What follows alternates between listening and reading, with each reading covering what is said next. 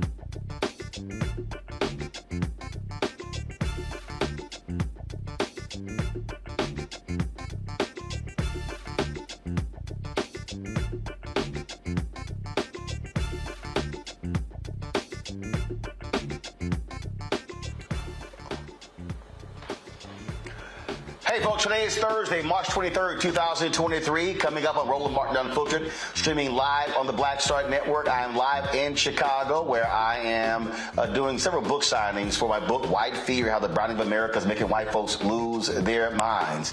In the wake of George Floyd's death, many people all across the country, many corporations and cities, focus on diversity, equity, inclusion. Well, in Minneapolis, there's a huge fight brewing where a sister says the city has totally disregarded DEI. We're going to talk about what's going on there. We'll talk with her and the accusations she is leveling, showing a complete dismissal of the issue of diversity, equity, and inclusion. The Manhattan DA is simply saying no to the House GOP, who wants him to testify. Alvin Bragg says they're too busy investigating Donald Trump as opposed to comply with. Congressman Jim Jordan will tell you what that drama is all about as well. Plus, chaos erupts during the California School District's workshop on critical race theory. Will show you the racism that unfolded, folks. And also, South Carolina women's basketball coach Dawn Staley decided to sport some history in the Gamecocks' most recent game. She saluted HBCU Cheney State. Folks, it's time to bring the funk. Roland Martin Unfiltered on the Black Star Network. Let's go. He's got it. Whatever the miss, he's on it.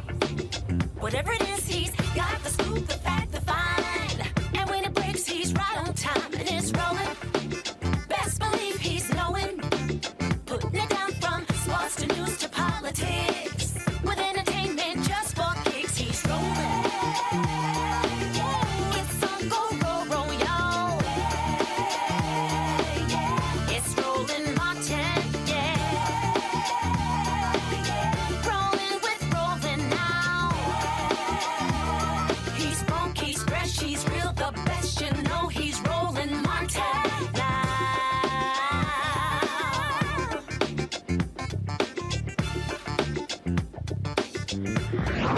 Martin.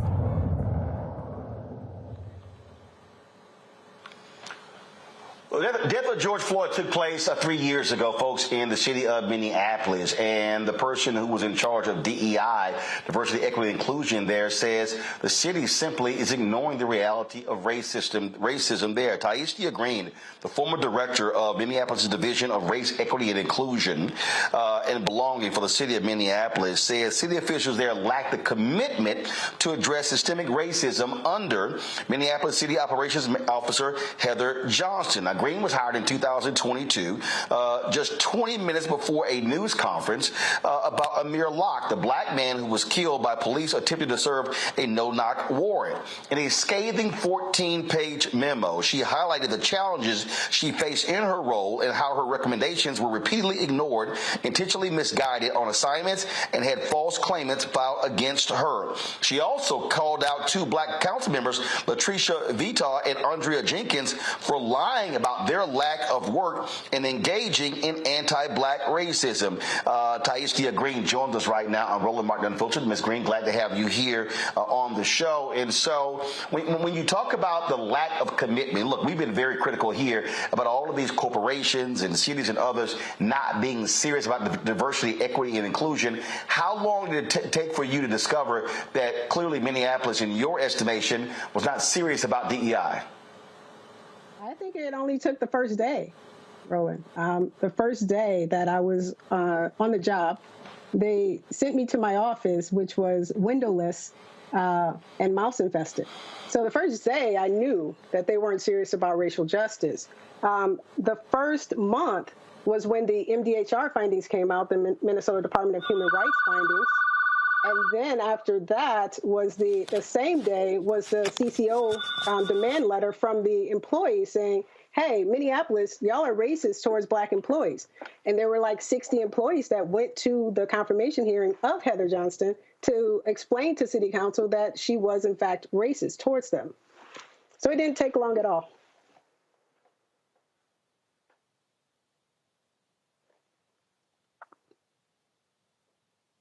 So what was interesting to me in terms of what you just laid out there, when you wrote this memo, what was the reaction? What did they say? Was there a meeting? Did they say, hey, let's address your concerns? They didn't respond. I sent that memo on March 6th. And on March 13th, I got a call from Heather Johnston, my direct supervisor, saying that I would have to be unappointed or I would have to resign. I didn't hear from anyone that I sent that memo to. I sent it to. I'm sorry. What does unappointed means? The position that I held in Minneapolis was an appointed position, so it's a city official position, and it's appointed by Mayor Fry. Okay, so were they saying, hey, either you resign or we're going to fire you? Yes, that's exactly what they were saying. Either you resign or we're going to fire you. Exactly a week after I sent that memo. And which option did you take? I took the option to let my resignation of February 21st stand. So February 21st, I did resign my position, citing the racism and toxic work environment and the sabotage of the Black Expo that I put on. I was asked to reconsider that resignation, and about 6 hours after discussions with the City of Minneapolis officials, I rescinded that resignation. So when they called me on March 13th, they said, you can let your resignation stand from February 21st, or we have to fire you. You were very critical of the two Black council members, so explain that. Well, Roland, all skin folk ain't kinfolk. And that is the situation that's happening in Minneapolis with Council President Jenkins and Councilmember Vital. Councilmember Vital, excuse me, has been going around the city, in the community, defaming my character with Black groups in the community in regards to this all-Black expo that I was trying to put on for the city. The very first one in 2023. For Black History Month. Minneapolis has never done anything for Black History Month for the Black community.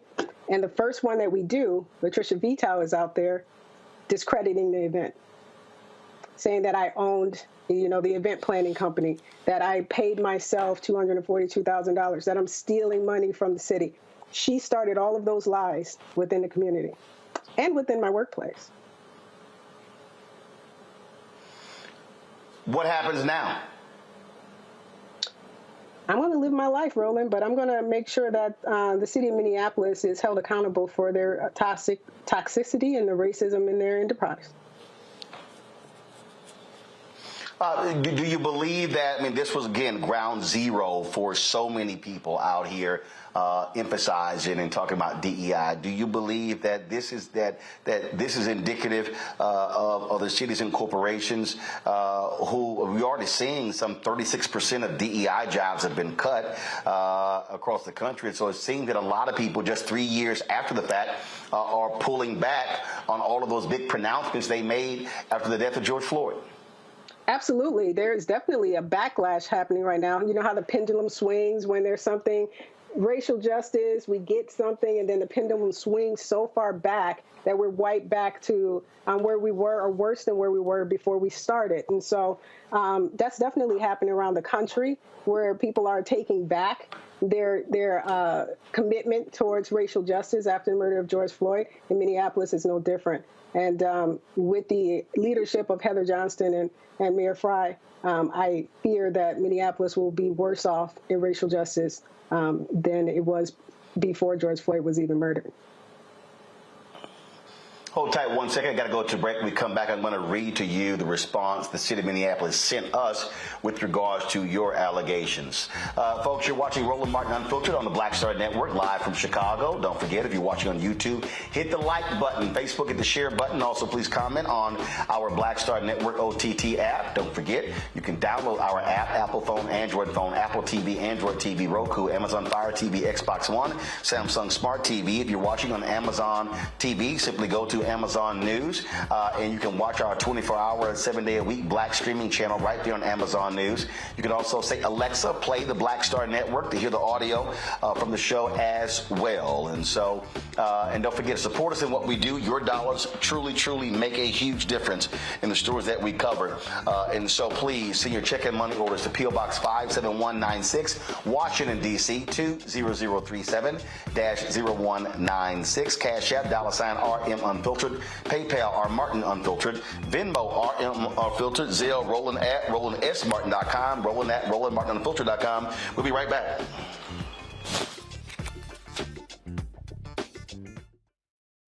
Hatred on the streets, a horrific scene, a white nationalist rally that descended into deadly violence. White people are losing their damn minds.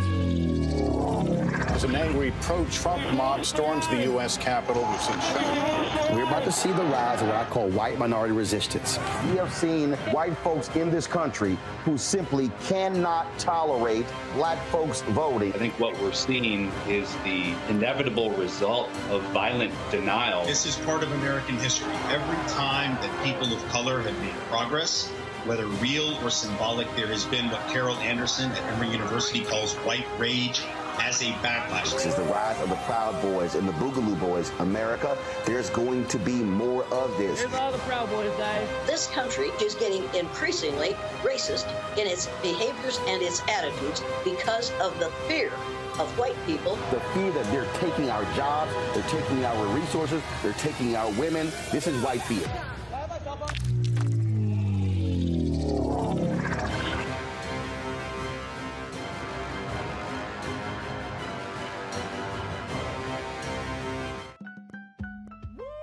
We're all impacted by the culture, whether we know it or not. From politics to music and entertainment, it's a huge part of our lives, and we're going to talk about it every day right here on The Culture with me, Faraji Muhammad, only on the Black Star Network. You want me to do something crazy, but I don't know what to do. I'd rather just sit here.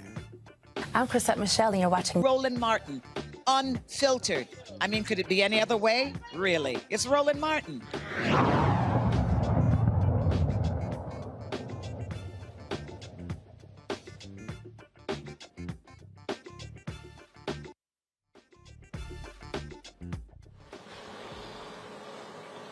All right, folks, welcome back to Roland Martin Unfiltered. So we reached out to the city of Minneapolis, and this is what they sent us with regards to the allegations of Tyeastia Green. The city disagrees with the characterization of the events outlined in the memo you shared in the news article. Many city staff worked tirelessly to make this expo a success, and it's disappointing to see them publicly criticized for their hard work on behalf of Minneapolis and its residents. The city is deeply aware of the toll structural racism takes on our residents, businesses, and workforce. The mayor and city council took steps to advance racial equity during the 2022 budget cycle by elevating the former division into the Racial Equity, Inclusion, and Belonging Department. In doing so, the city enhanced the influence and stature of this work in the city enterprise. The city backed up its department creation by investing nearly $800,000 more than for the 2023 budget than the prior year in increasing staffing capacity. Over the last several years, city leadership has also worked to build a more inclusive workplace and embed equity in policy and practice.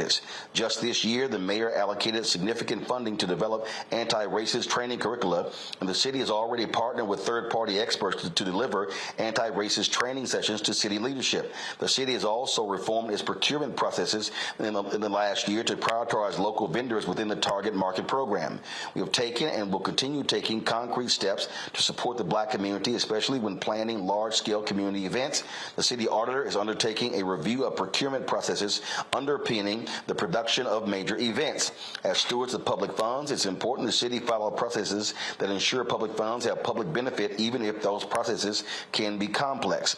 Ms. Green's memo is under review, and professional staff will determine whether further investigation is required. The city has a process for assessing and investigating allegations of discrimination and harassment, and is an equal opportunity employer that prohibits discrimination and harassment of any kind. All employment decisions are based on merit, performance, competence, qualifications, job requirements, and departmental need without regard to race, color, sex, including pregnancy or gender identity, religion or belief, national origin, sexual orientation, marital or parental status, disability, age, political affiliation, membership in an employee organization, military service, genetic information, or any other legally protected status or characteristic. Ms. Green, how would you respond to that statement put out by the city of Minneapolis to your memo? I think it's funny that they are taking credit for the work that I put in. And I also think it's funny that they're claiming that they increased my budget by $800,000. when most of my projects on my staff are multi-million-dollar projects, so $800,000 they know will not cover anything that I'm doing within the racial equity realm. The other thing, though, there was another thing that you said about them elevating my division to a department. When I was working at the City of Burlington and they offered me this position 20 minutes before the Amir Locke presentation or press conference, I put in my counteroffer that this position had to be a department head. I had to be the leader of an actual department. That was already solidified before I even got on the plane to come back home to Minneapolis. So I just think it's funny that they're putting in that information into their response. What is next for you? Roland, I plan to hold the city accountable. I put this memo out as the leader of that department, as the expert in this city, to say what we are doing as an enterprise is wrong. And there are several examples of why it's wrong and how it's wrong. So I'm calling on Jacob Fry, I'm calling on Heather Johnston to do something, even though I called those people out within the memo. I attached the HR director. Hey, I need you to investigate this. So the investigations that they're talking about that's happening right now, I called for those a week before they fired me. So I feel like I'm still going to hold them accountable for what they're doing. Minneapolis is a big machine. It's a big beast. And they're using their political and economic power to try to destroy me and try to silence me. But they won't. They will not. I will speak out about this. I will tell the world what they're doing in Minneapolis, the home of the murder of George Floyd, and how they continue to perpetuate not only systemic racism, but outright blatant racism every single day for the Black employees inside of that enterprise. And then after that, Roland, I'm just going to live my life. We sure appreciate it. Thank you. Okay. All right. Well, we appreciate it. Thank you very much for joining us. Thank you, Roland. Thank you for having me.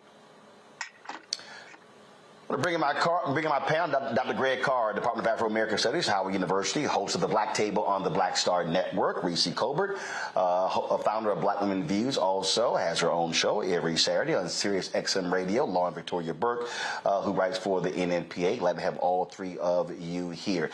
Reese, I want to start with you. I mean, this.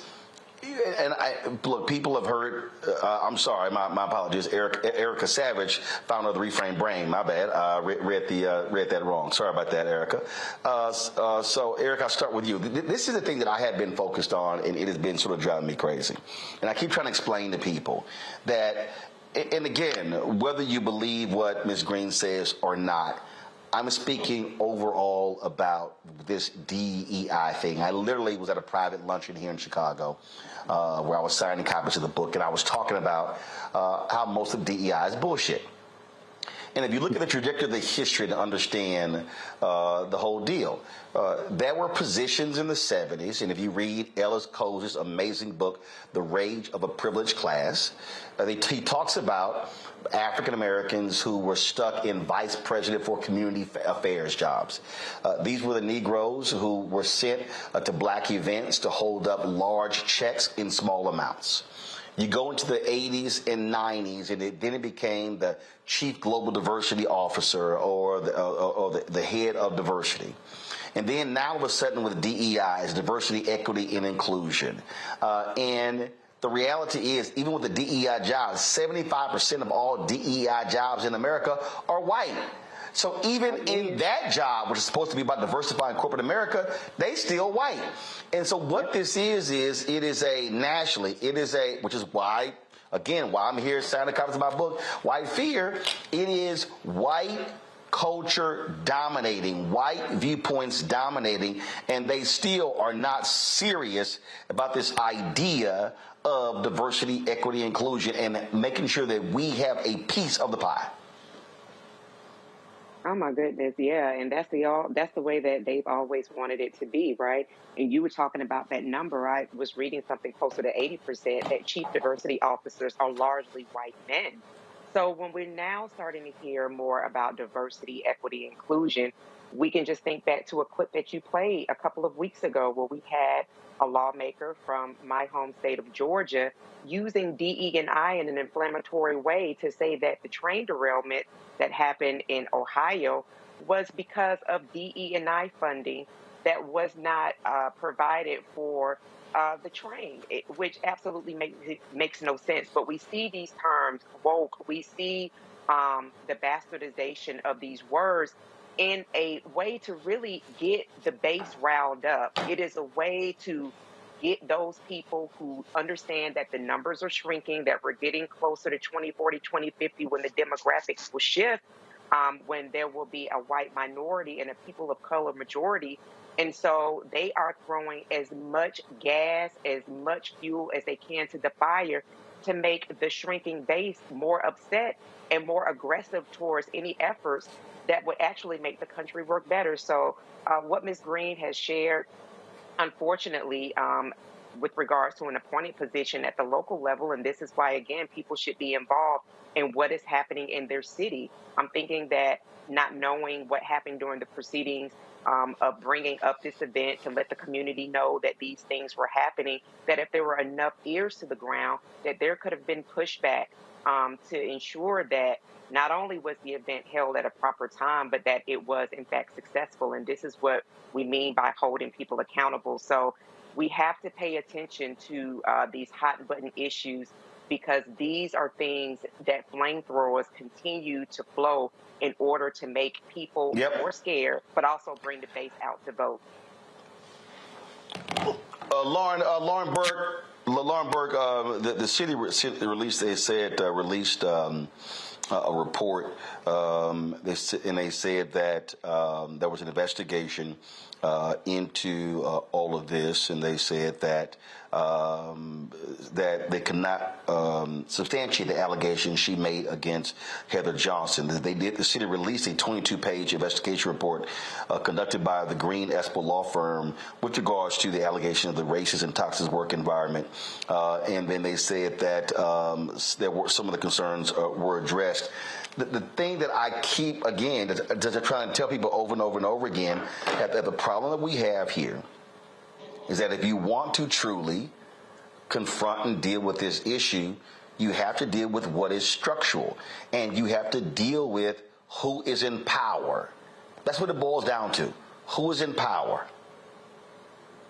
Yeah, well, yeah, you'd have to deal with structure and of course, power, but also a lot of what was in that statement that was given to you with regard to Ms. Green, these are quantifiable things. You know, when you see in statements language like, we have donated significant funding, or we've done this or that with no numbers attached to it, you know something is probably wrong, because obviously with the government, everything is quantifiable. The amount of people hired, the amount of budget resources and money that goes to a specific department is all quantifiable. Obviously, Ms. Green correctly pointed out that if you're not the director of something, you know, it's effectively meaningless, which it is. And of course, at most of these jobs in government, if you have no budget and you're not in charge of hiring and firing, then you're not really in charge of anything. So these DEI things are really just a PR move for the most part in a lot of these offices, to be able to say that they can point to a certain office and say, we've hired this person, this is the DEI person, so we can't possibly be racist because we have the DEI person. Of course, none of that is true. We know that. We know the history of this country. We know how hard it is for the majority, the white majority in this country, to deal with the history of this country when it comes to black people and discriminating against black people. That all plays into this. And now politically, on the political side, the Republicans are using DEI as a proxy for, hey, white people, you know, these black people are getting something, or are going to get something, a job, a benefit, or whatever, that are not qualified. So sort of a proxy for saying quota, or that quota is about to happen. Of course, it doesn't matter that none of that is true. If you can message it and get it into a newspaper or get it into a media platform, it's true for whoever reads it, and that's the end of the story. Hold on one second. I'm going to a break. We come back, Greg. I want to read for you. I made a comment on the LinkedIn page of the Chief Diversity Officer for PepsiCo today that you might find interesting, and I want to get a comment from that and this issue as well. Folks, you're watching Roland Martin Unfiltered, live from Chicago, right here on the Black Star Network. Back in a moment. On the next A Balanced Life with me, Dr. Jackie, re-entry anxiety. A lot of us are having trouble transitioning in this post-pandemic society and don't even realize it. We are literally stuck between two worlds, in purgatory. How to get out of purgatory and regain your footing and balance. What emotions they're feeling and being able to label them, because as soon as you label an emotion, it's easier to self-regulate. It's easier to manage that emotion. On the next A Balanced Life on Black Star Network. When you talk about blackness and what happens in black culture, we're about covering these things that matter to us, speaking to our issues and concerns. This is a genuine people-powered movement. There's a lot of stuff that we're not getting. You get it, and you spread the word. We wish to plead our own cause. Too long have others spoken for us. We cannot tell our own story if we can't pay for it. This is about covering us. Invest in black-owned media. Your dollars matter. We don't have to keep asking them to cover our stuff. So please support us in what we do, folks. We want to hit 2,000 people, $50 this month, raise $100,000. We're behind 100,000, so we want to hit that. Y'all money makes this possible. Check some money orders. Go to P.O. Box 57196, Washington, D.C. 20037-0196. The Cash App is $RM Unfiltered. PayPal is R Martin Unfiltered. Venmo is RM Unfiltered. Zelle is Roland at RolandSMartin.com. You want me to do something crazy, but I don't know what to do. I'd rather just sit here. Hi, this is Cheryl Lee Ralph, and you are watching Roland Martin, Unfiltered. I mean, could it be any other way? Really? It's Roland Martin.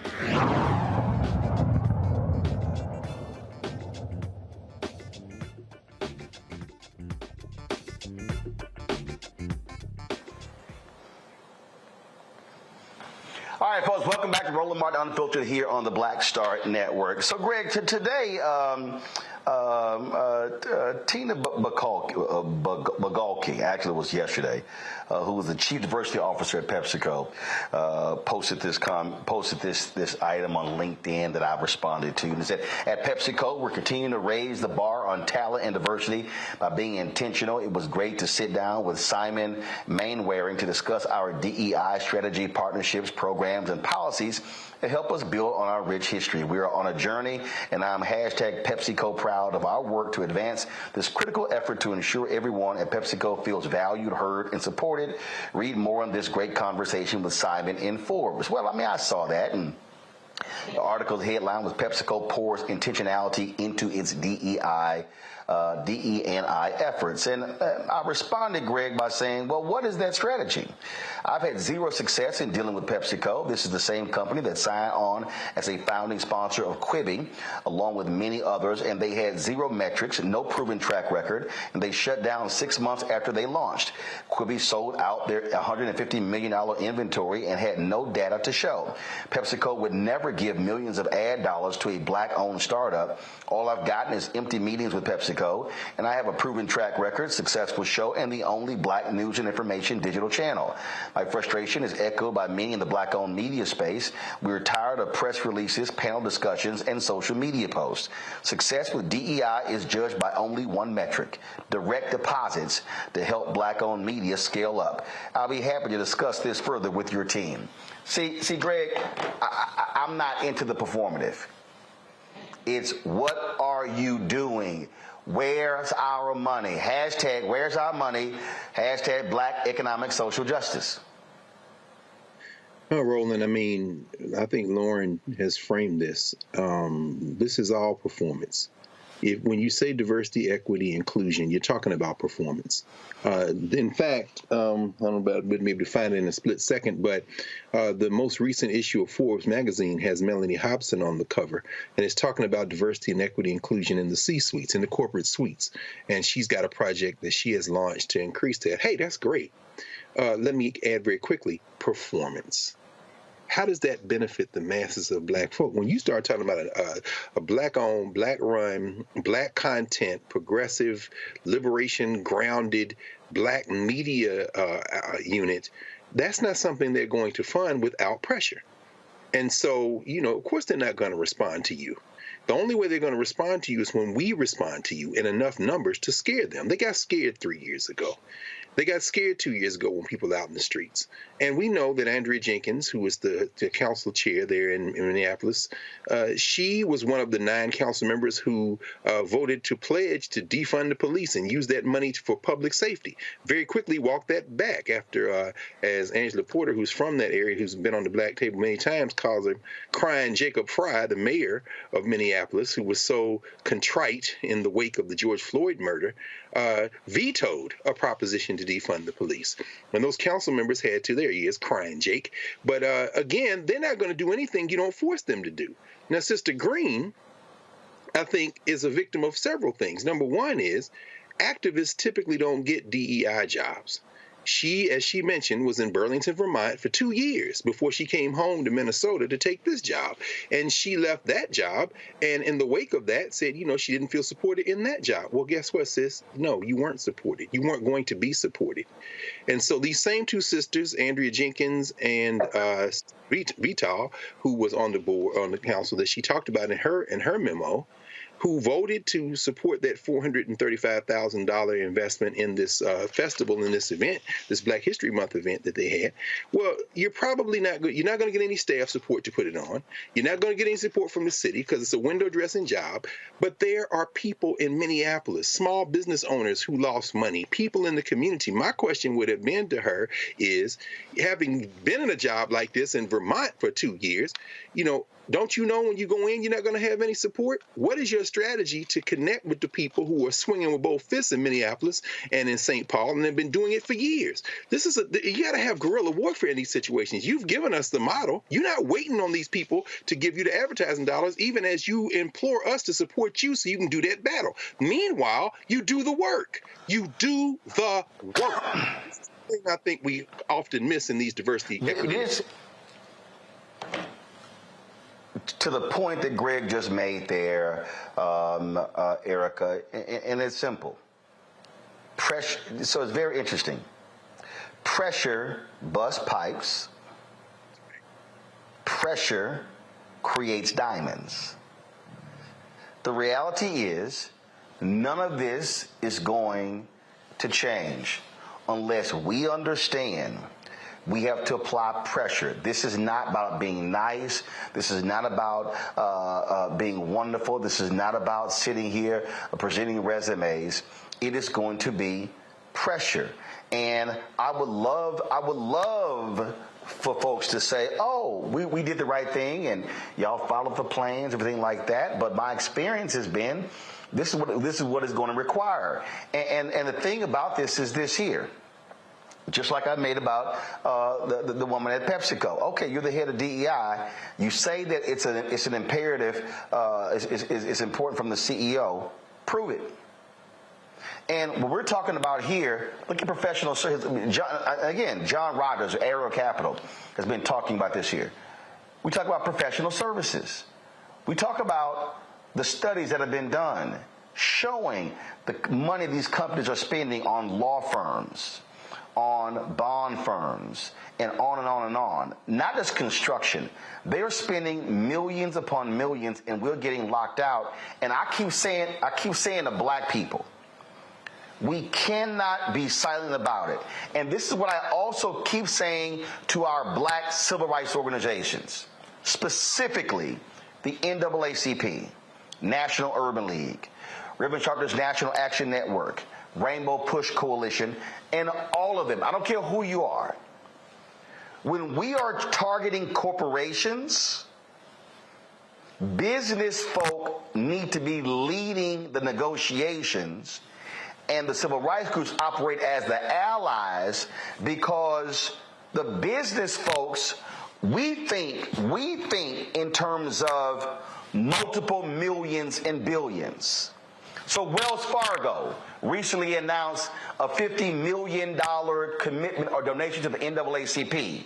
If Wells Fargo is giving $50 million to the NAACP, Wells Fargo should be doing $5 billion in business with black businesses and black companies. I'm not trying to play small ball here, Erica. I'm trying to deal with numbers that could dramatically change our community. Yeah, and to Greg and Lauren's point, I think the key word is not only performance, but window dressing. And I think that we've seen this story enough, we've read about it enough to know how this goes. We saw how tech companies made lofty pledges right after the George Floyd murder, and we saw that many of those pledges went unfulfilled, but that's not a surprise. I've talked about this three-pronged effort, and you just touched on it, Roland. We have to have people that are on the ground. We have to have people that are in the ear talking to people in the community. We have to have the power at the ballot box. And then as trillionaires, we have to exercise our economic power to drive the direction of what the change is that we want to see happen. And until we're operating and firing on all those three cylinders, we're going to see more of the same. The game of disappointment should really be over. We already know what is going to happen. And so to have people continue to play these games, to play with our emotions, so to speak, is really at a loss for us, and it makes bigger business for other communities and institutions. So at this point, we are at a place where we have to make a decision as a community, as a people, as institutions, as enterprises, as Ms. Green put it. How are we going to go forward? Are we going to go forward bending to the almighty dollar, or are we going to walk forward in the power that we absolutely have through that three-pronged effort? You know, Lauren, as I sit here and think about it, when I look at all these commitments, when I look at these announcements that folk made, I'm going, okay, well, what's the Wendy's commercial? Where's the beef? Because at the end of the day, I'm not interested in your grants. I want to know, what are you doing? And for instance, I mean, I saw the Forbes article. PepsiCo announced they're going to, over the next 5 years, put $570 million into black banks and Hispanic banks. Great. That's banks. Now, let's do all the other categories. And see, and I need our people.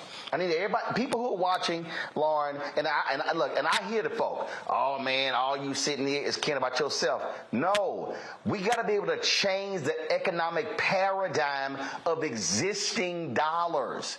Because guess what? Wells Fargo wants us banking there. PepsiCo wants us drinking their products. McDonald's, Burger King, Taco Bell, they want us eating their products. PepsiCo wants us buying their chips and things along those lines. And so what I'm saying to Black America, we are sitting here investing in these companies with our purchasing power. We have got to switch the mentality and begin to understand that if we're sending money out and money is not coming back, then we ain't changing nothing. Yeah, I mean, there's a few things there, Roland. One you already hit on, which is that when black leaders, in my case, what I've observed is usually black elected officials are sitting at a table doing any sort of negotiation that involves money coming in and out of the community, and that could be anything in the community. It could be a business, it could be a casino, it could be a lot of things. It really is important, cannot say this enough, and this is obvious but needs to be said, that the person sitting at that table understands the details of business deals and the amounts of money that one can demand when some company wants to come into a specific community and do something. And a lot of times these are black communities. Recent example actually was Portsmouth, Virginia, and Petersburg, Virginia, where they're figuring out if they want to have a casino, and Richmond, Virginia, all places where there are a lot of black leaders who are sitting at the table on city council, mayors, et cetera, and so on.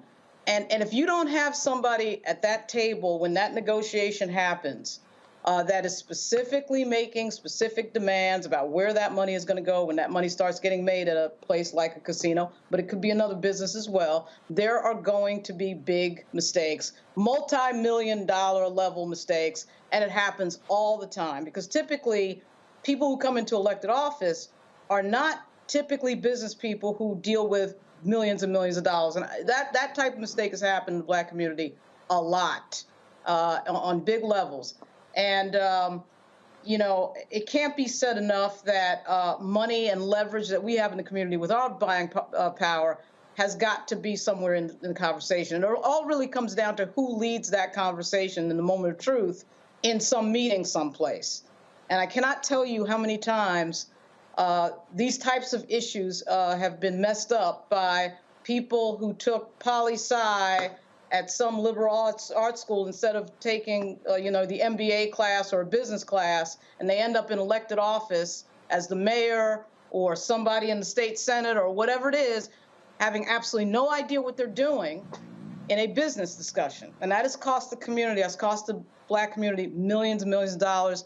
And people like Maynard Jackson and Marion Barry, I mean, people need to study some of these leaders who knew what they were doing at the table, particularly Maynard Jackson. Yep. And so that's been a huge issue on this. Hold on 1 second and go to a break. I want to come back and talk about this here. And I know folks who are watching, and somebody might be saying, man, it's a lot of other news to talk about. I'm going to say this again, and I want y'all to understand this. If you are not having a money conversation, you're not having an American conversation. You're watching Roland Martin Unfiltered on the Black Star Network. Coming up on the next Black Table, a conversation with Professor Howard W. French on his new book, Born in Blackness, covering 600 years of global African history and helping us understand how the world we know today is a gift from Black people. There could have been no West without Africa and Africa. That's on the next Black Table with me, Greg Carr, only on the Black Star Network. On the next, A Balanced Life with me, Dr. Jackie, Re-entry Anxiety. A lot of us are having trouble transitioning in this post-pandemic society and don't even realize it. We are literally stuck between two worlds, in purgatory. How to get out of purgatory and regain your footing and balance. What emotions they're feeling and being able to label them, because as soon as you label an emotion, it's easier to self-regulate. It's easier to manage that emotion. On the next, A Balanced Life on Black Star Network.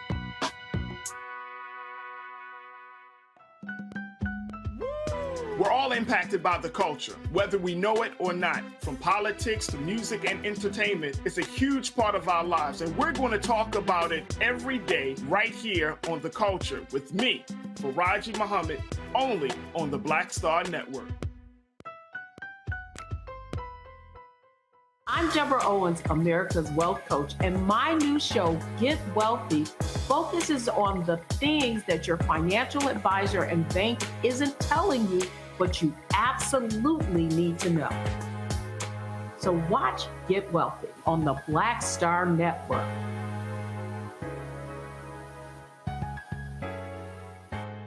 Hi, I'm Israel Houghton with Israel and New Breed. What's up, what's up? I'm Dr. Ricky Dillard, the choir master. Hey, yo, peace world. What's going on? It's the Love King of R&B, Raheem Devon, and you're watching Roland Martin Unfiltered.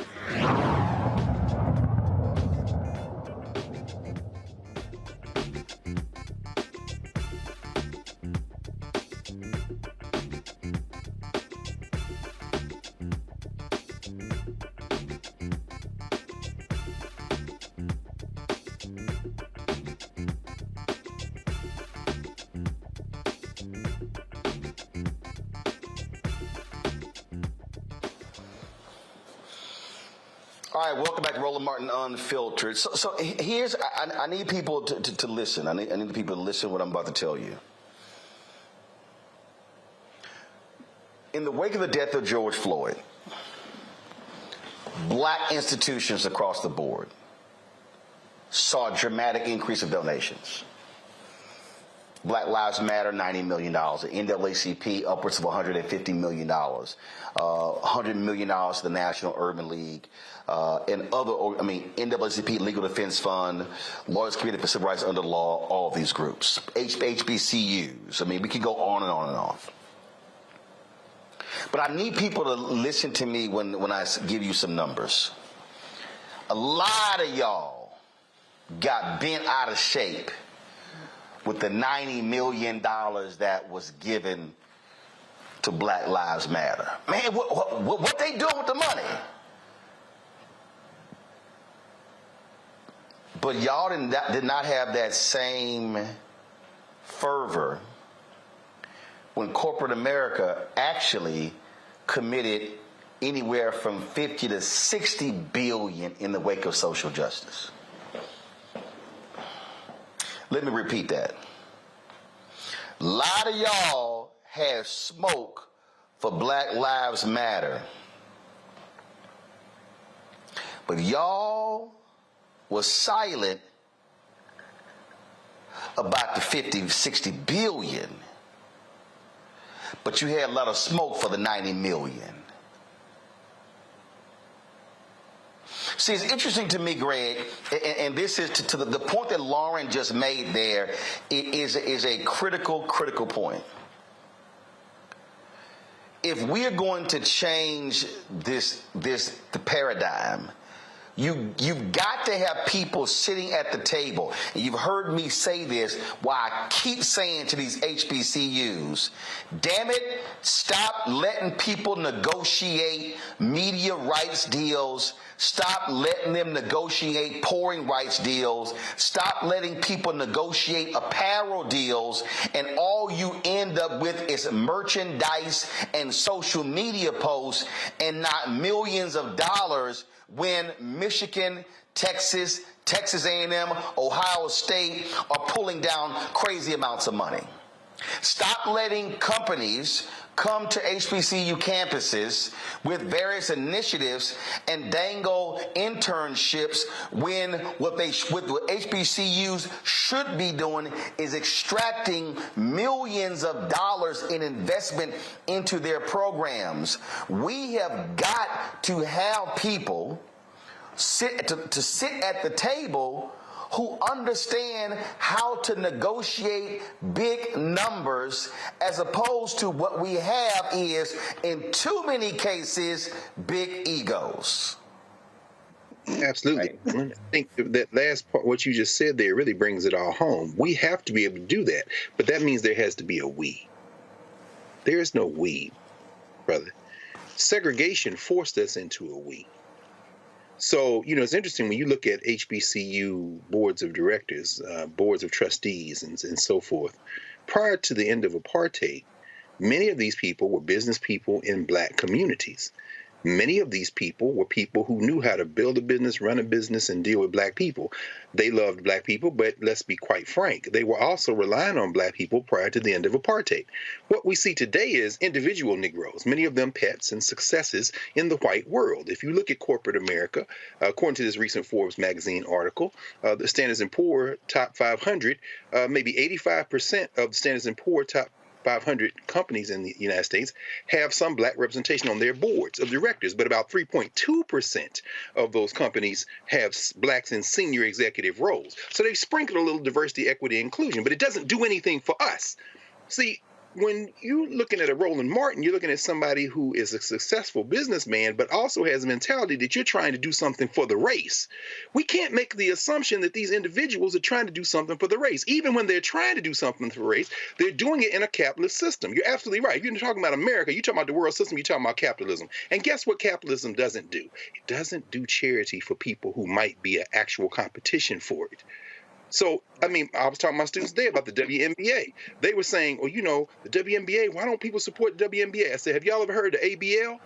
It said, no. I said, look it up. And in that room, what they found was there was a professional league where the owners were trying to make partners with the players and make them part owners and move this together. And David Stern and the criminal enterprise known as the National Basketball Association put the ABL out of business, even though they subsidized the WNBA for years at a loss because they could not afford to have an independent entity take away from their captive market. See, the American Negro loves their master.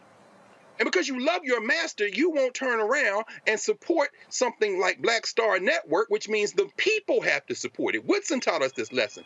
I'll end with this. This is the Forbes magazine I was talking about with Melody Hobson on the cover. Capitalism for all. Well, guess what? That's an oxymoron. She says people talk about access to capital, but access to customers may be more important. Yeah, especially when you got individual Negroes trying to create beautiful graphics and loss leaders to bring our people into the white capitalist structure. And where is Melody Hobson's check for Black Star Media? Where is Robert Smith's check for Black Star Media? Where is, what's the boy's name that tried to flip the Civil Rights Act over? You know, the guy who's now bidding for BET with Diddy and Tyler Perry. What's his name? Oh, yeah, you're from Byron Allen. Where is his check? In other words, these people are playing capitalism. There is no we. But when they get in trouble, that's when they come for the we. We gotta. I don't give a damn if it's any black people in corporate America. If it's 3 of them there and nothing happens for us and all you're doing is creating shake your jingle leg jingles so that a few more Negroes can give up the last 3 cents in their pocket to Pepsi and Target and everywhere else, then we don't need you. What we need to do is support our own. And if you're not supporting us in these diversity, equity positions you get yourself in, I agree with you, Lauren. Turn your back on them. We have to organize. This is a very different kind of capitalism because capitalism don't get shit. And this is also why these black folks are sitting on these boards of directors. Why are you there? Right. Black folks fought for you to get these positions, but what are you doing while you are there? Why are we having to beat the door down to get black-owned media advertising when every single one of these boards has a black board member? They should say that is my mission sitting on this board. And let me address the point because John talks about this notion of access to capital versus access to consumers. Y'all, this is real simple. Roland doesn't need access to capital. Let me say that again. I need everybody to listen to what I'm saying. We are in the black. We are profitable. I don't want a loan. Come on, brother. I want contracts. See, if I get contracts, I don't need loans. Loans, I gotta pay back. If I get contracts, then I'm still able to pay folk. Y'all, if we get more contracts, we don't need lines of credit. The lines of credit simply allows us to be able, if the company is going to be paying on a 180-day term, 6 months, well, the line of credit allows me to pay my expenses while the money is coming in. The problem, contracts. And that's, if y'all want to understand why we keep having all these other conversations, what's happening in Black America, it's because we are being frozen out of the economic pie. And so they want access to black consumers. They want access to black pocketbooks. They want access to black minds. They want to hire black people to be creative to produce the ad. Listen, I'm going to say this again. They want to hire black people to create the ads to get black people to buy more things, but they don't want to run the same ads that black people create on black-owned media. So please, you tell me what that is called. We call that sharecropping. My. They understand that. They understand who's in charge. Y'all understand. But again, we have to have the courage to challenge them saying, where's the return on investment? Folks, so here's the deal. I am headed out. I'm headed to a meeting with my frat brother, Don Thompson, the former CEO of McDonald's, who is doing some amazing things with his wife, Liz, driving this issue as well. So I'm about to go meet with him. We've got a lot of other things that are happening. Greg Carr is going to take over the second hour of the show, folks. Don't leave. We got lots more to talk about. Greg, Erica, and Lauren going to be here, hold it down. And so I'm doing double duty here. And so y'all keep watching the Black Star Network right here. We're going to keep educating. We're going to keep trying to tell y'all, because everything I'm laying out to y'all ain't nothing but hard, cold truth. And the reason they don't want to fund black-owned media, because they don't want this conversation to be had to the masses. I'm going to see y'all tomorrow. Don't forget, my book signing is in Chicago. Y'all, we are sold out. I might have to come back to Chicago. Literally, there's no room. The restaurant is completely sold out. Can't wait to be at Chemistry, Chicago tomorrow night. Black-owned restaurant there in Hyde Park. I'll be back in a moment, y'all. A lot of these corporations or people that are running stuff push black people if they're doing a certain thing. What that does is it creates a butterfly effect of any young kid who, you know, wants to leave any situation they're in, and the only people they see are people that are doing this. So I gotta be a gangster, I gotta shoot, I gotta sell, I gotta do this in order to do it. And it just becomes a cycle. But when someone comes around and is making other, we don't, you know, they don't want to push it or put money into it. So that's definitely something I'm trying to fix too, is just show there's other avenues. You don't gotta be a rapper, you don't gotta be a ball player, you can be a country singer, you can be an opera singer, you can be a damn whatever, you know? Showing the different avenues, and that is possible, and it's hard for people to realize it's possible until someone does it.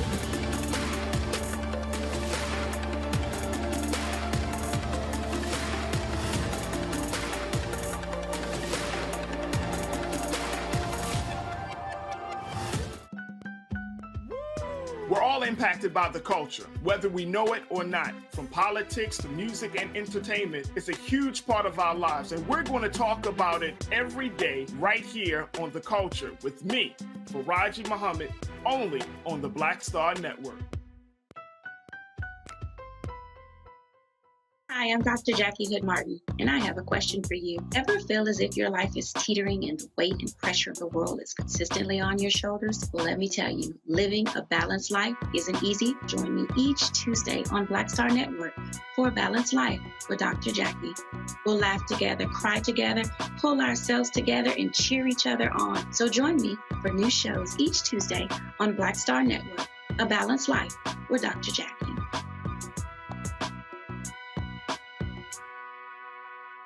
I'm Angie Stone. Hi, I'm Teresa Griffin. Oh, Roland. Hey, Roland. I am so disappointed that you are not here, first of all. Where's our dance? It's like we get a dance in every time I see you. And so now you're not here for me to dance with, sir. You and your ascot. I need it. I need that in my life right now. Okay, I love you, Roland. What's up? I'm Lance Gross, and you're watching Roland Martin Unfiltered.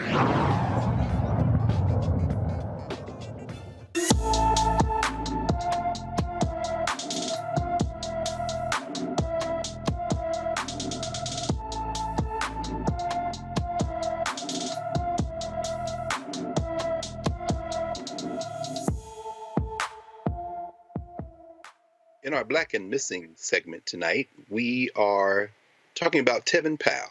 Tevin Powell disappeared from his Louisville, Kentucky home on September the 18th, 2022.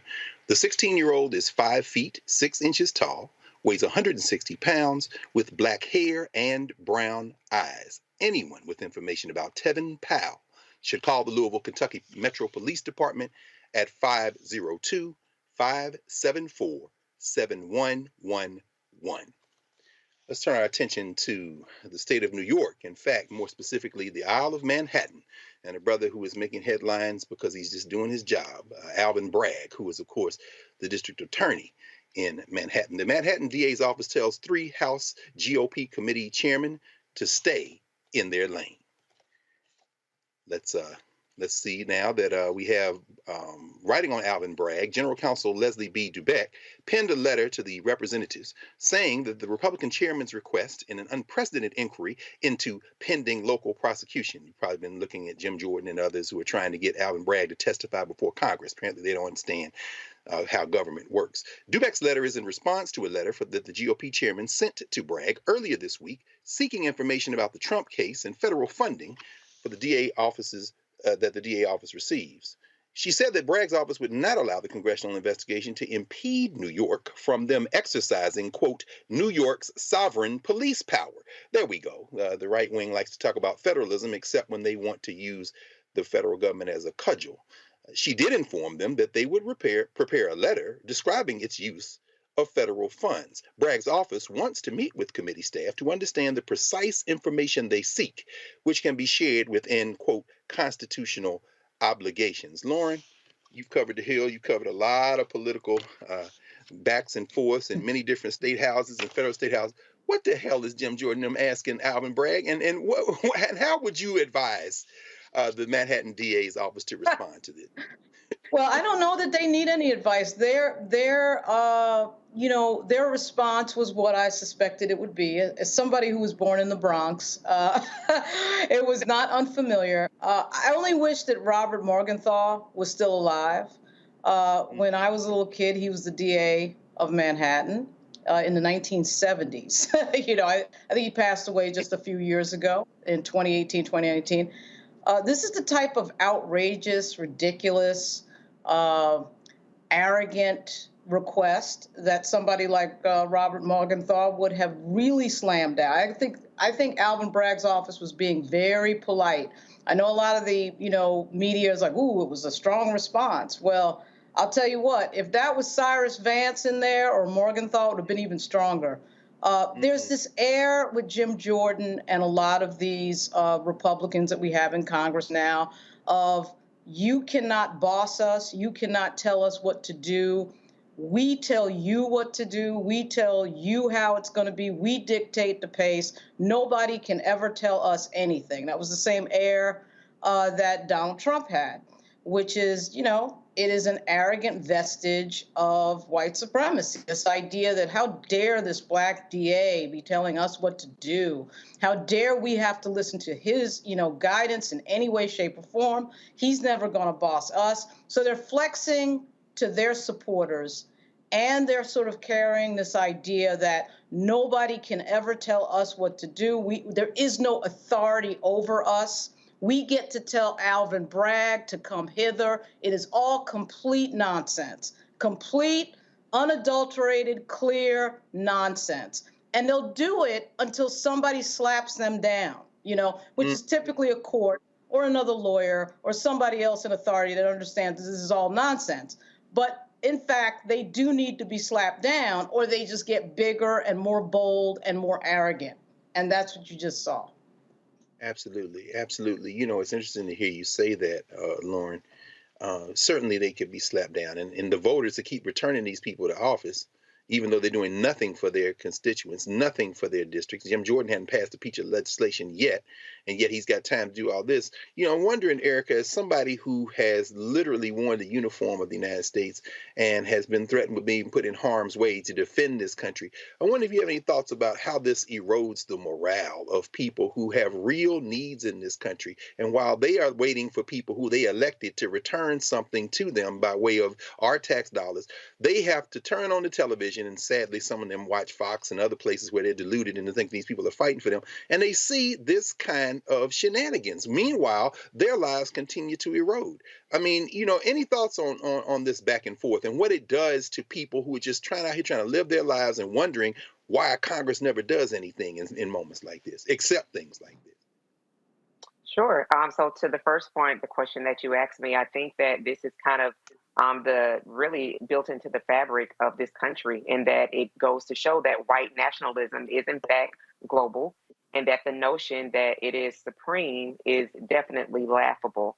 But when you talk about the uniform, I think that, one of the things that I thought about with people that do serve in the military, most people that serve in the military are people that go to work. That's just a part of their job, that they do serve sometimes in peacetime, but that in the event of war or active theater, that they are saying that they are available to go to whatever space that's necessary.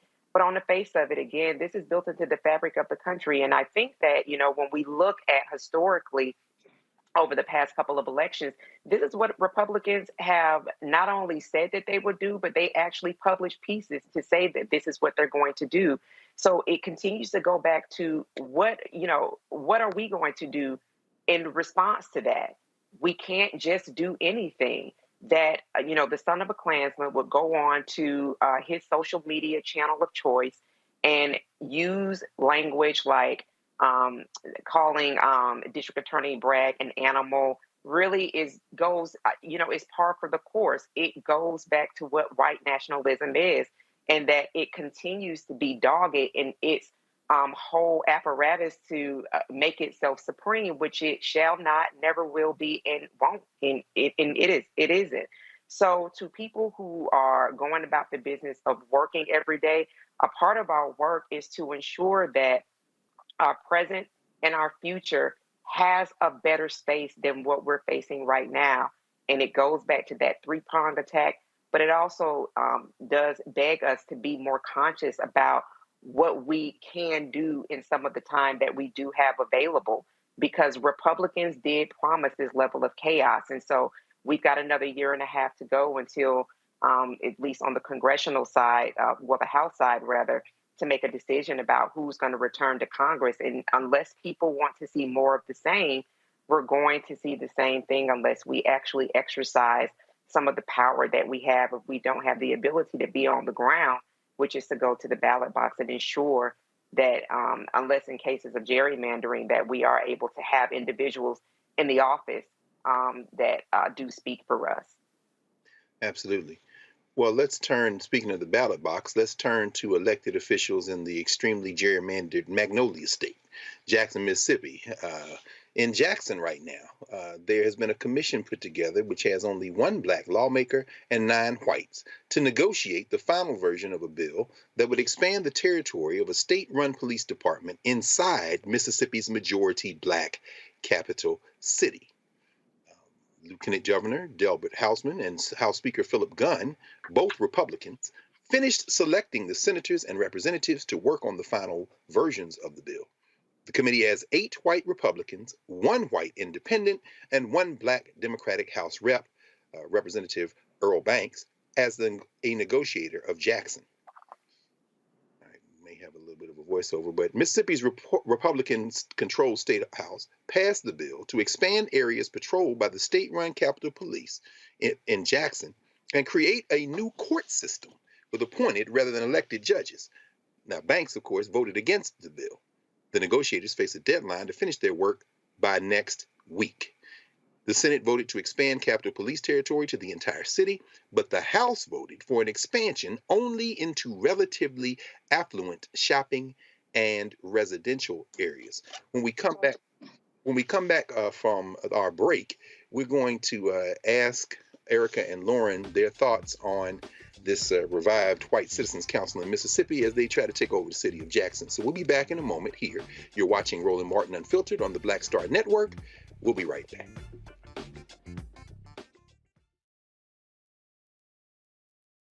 Folks, Black Star Network is here.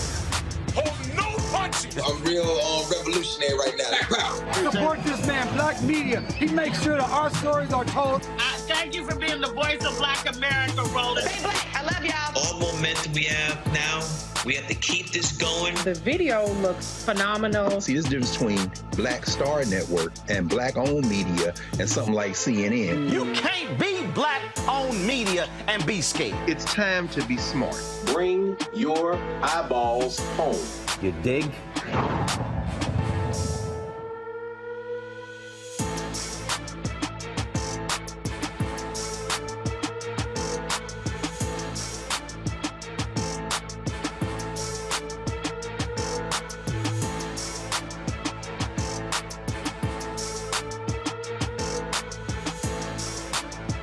Coming up on the next Black Table, a conversation with Professor Howard W. French on his new book, Born in Blackness, covering 600 years of global African history and helping us understand how the world we know today is a gift from Black people. There could have been no West without Africa and Africa. That's on the next Black Table with me, Greg Carr, only on the Black Star Network. Hello, I'm Bishop T.D. Jakes. How y'all doing? It's your favorite funny girl, Amanda Seals. Hi, I'm Anthony Brown from Anthony Brown and Group Therapy. What up, Lana Well, and you are watching Roland Martin Unfiltered.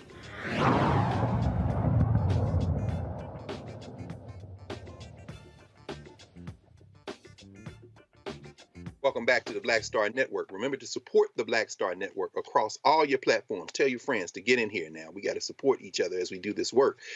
We just left the state of Mississippi. You know, this has been the station and the network that has covered this story more than anywhere else.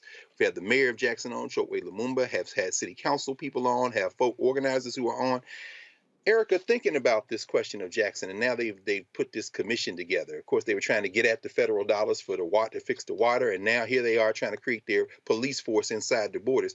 Any thoughts on the implications of this kind of extreme measure of creating an insular white police force to guard the white neighborhoods, and then a civil court where they can get involved in other things, perhaps even like taking land or whatever else they want to busy themselves with in Jackson, Mississippi? Yeah, white nationalism. I'm glad you mentioned the White Citizens Council because I thought about that, after the landmark Brown v. Board of Education. And so you saw segregation is becoming very active, white nationalists. But those types of councils didn't disappear. They just really kind of disseminated into other places. They're in our wells of Congress. They are executives of state. They're all around. They're billionaires and they're poor as well. And so in thinking about Mississippi, we do have Ben Crump, who is also a friend of the show, young man Raheem Carter, who his remains were found in different places. His spinal cord was found in one place and other remains in another place. Attorney Crump is reporting that he was reportedly decapitated. And so when we see, and we've had another lawyer on to talk about two men that were essentially tortured for 90 minutes, one that had to have his tongue surgically removed. And in effect that both of those men who were African-American men, who are African-American men, were found to be dating white women. So we continue to see these atrocities that seems like something that could have been out of the 19th, 20th century and times before that are still happening. And it is because of Roland has laid out in this book, White Fear. We've been talking about this shrinking white minority. But, one of the things that I'm thinking about in terms of the ongoing water crisis that is happening in Jackson, Mississippi, is also the students of an HBCU there, Jackson State University. And so when we think about police presence, understanding what that has looked like for Black people for centuries on end, as we have known them to be slave patrols, thinking about that student population, is that population going to begin to disintegrate?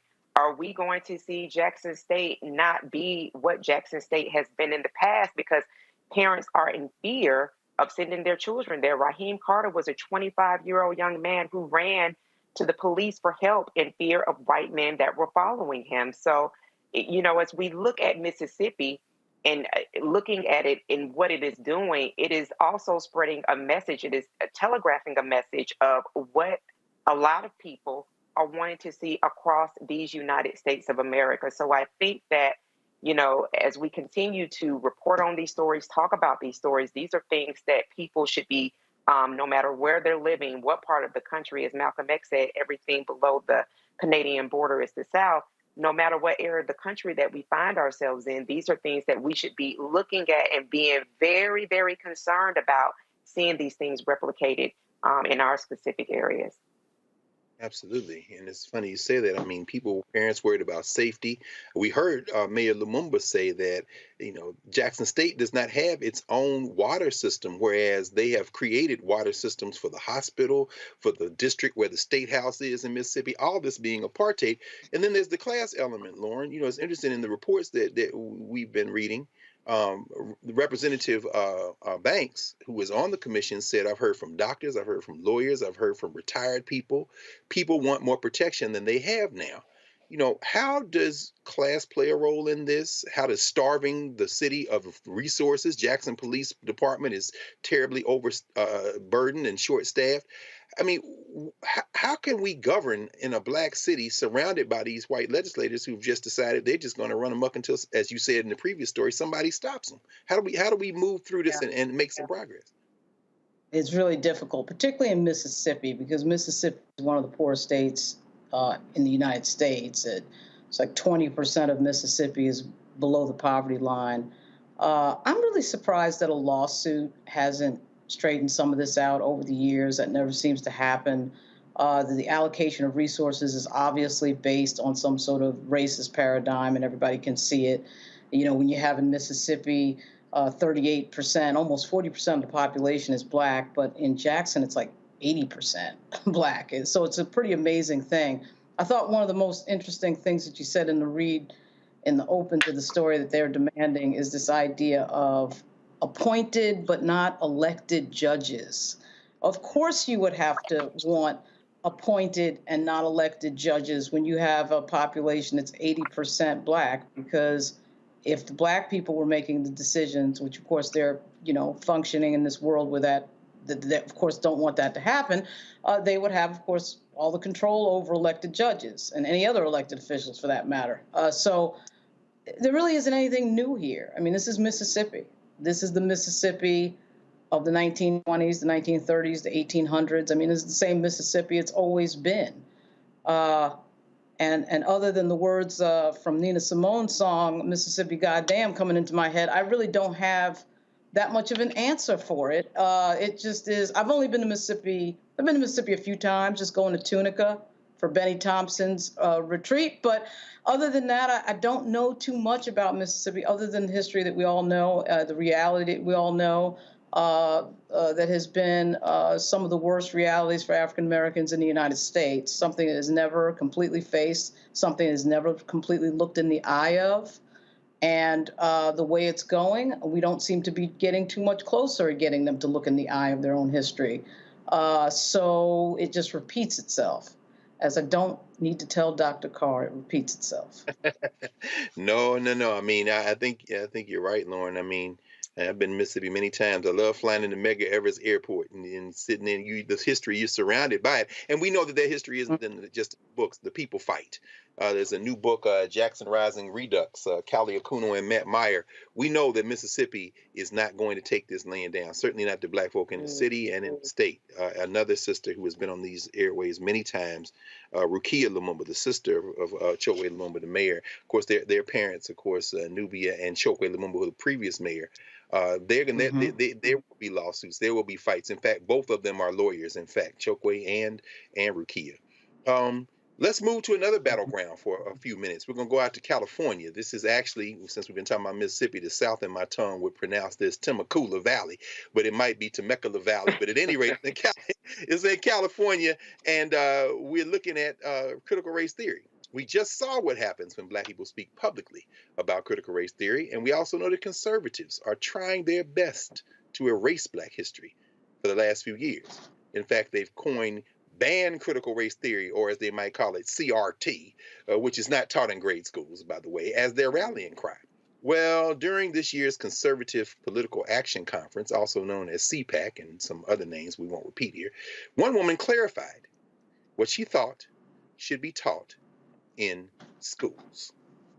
Well, and I get very aggravated because I notice the folks who push CRT do not seem to take the time to teach about Frederick Douglass, who was a great black founding father. They have erased the work of early black people in this country. Frederick Douglass, Harriet Tubman, many of these things, we're not taught about them and their full capacity. Right. So what we need to do is we need to get rid of this CRT nonsense and start teaching more about what Harriet Tubman, Frederick Douglass, John Brown, the person who stole the Confederate ship, W.E.B. Du Bois, Marcus Garvey, Malcolm X, Martin Luther King, Farrakhan. I mean, you know, the list goes on. The list goes on. It's crazy. It is a robbery of both black and white children to not teach that history, because black children should be knowing that there were great black leaders that they can identify with. And it's like none of these kids know who Marcus Garvey is. Yeah, exactly. Now, while we're letting that percolate, and our ally there doing the best he can, it's Du Bois, as Dr. Du Bois often reminded, not Du Bois. And the guy he couldn't name was Robert Smalls, who stole the ship, the Planter, in South Carolina and sailed that Confederate ship. Of course, came back as a congressman. But while we're letting that percolate, maybe we'll get both of yours comments after the break. I want to put this one on the table in the spirit of that. That wasn't from California. That was from CPAC a couple of weeks ago here in the DMV. But in California, there was a brother who spoke up at a critical race workshop and was removed. Chaos and confusion, in fact, erupted during a California workshop about critical race theory. A black man who attended the workshop decided to speak up during the event to share his dismay with the board's decision to ban CRT when it's not even taught in their classrooms. Dear Temecula Valley School Board, I am writing to express my deep disappointment and disapproval of your recent decision to bring in a panel of so-called experts on critical race theory, CRT. It is widely recognized by the vast majority of experts that bringing CRT into the K-12 classroom is just as outlandish as bringing calculus to the first grade classroom. Neither idea is viable or credible. Therefore, it is asinine to ban CRT when it isn't even taught in any K-12 classroom in the United States of America. Your continued, blatant, willful ignorance of the Black experience in this country is not only shameful, but also detrimental to the education and growth of our children. As Frederick Douglass once said, I say it with a sad sense of disparity between us. I am not included within the pale of glorious anniversary. Your high independence only reveals the immeasurable distance between us. The blessings of justice, liberty, prosperity, and independence bequeathed by your fathers are shared by you, not me. The sunlight that brought light and healing to you has brought stripes and death to me. This 4th of July 30 seconds. is yours, not mine. You may rejoice, but I must mourn. It is disappointing to see people who have a problem with history being taught. It is not Ruby Bridges who has a problem with history being taught accurately. It is the people who threw rocks at a 6-year-old. It is for trying to simply go to school whose grandchildren might learn and see their pictures and recognize their faces as they were throwing rocks at this little girl instead of taking progress. Thank you, Dean. Thank you.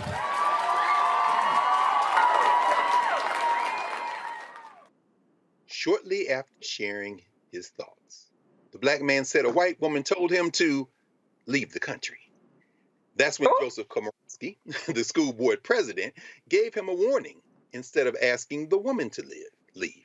The Black man was escorted out of the building. His removal was met with boos, and many called for the white woman to be removed instead. Now, do we probably should go to a break and come back and maybe we'll watch the video and get some response, or should we? So what we'll do is right now is say that we're watching Roland Martin Unfiltered here on the Black Star Network, and Sisters Lauren and Sisters Erica will certainly have a lot to say. We're going to show this video of the man getting left out, and we're going to go to break. And when we come back, we're going to have a hot time in the old town, as Malcolm would say. Back in a moment here on the Black Star Network. Coming up on the next Black Table, a conversation with Professor Howard W. French on his new book, Born in Blackness, covering 600 years of global African history and helping us understand how the world we know today is a gift from Black people. There could have been no West without Africa and Africa. That's on the next Black Table with me, Greg Carr, only on the Black Star Network.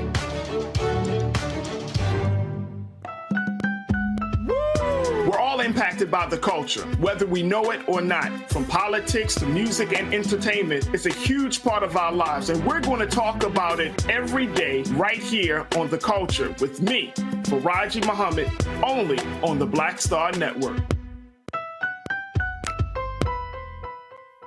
I'm Deborah Owens, America's Wealth Coach, and my new show, Get Wealthy, focuses on the things that your financial advisor and bank isn't telling you, but you absolutely need to know. So watch Get Wealthy on the Black Star Network.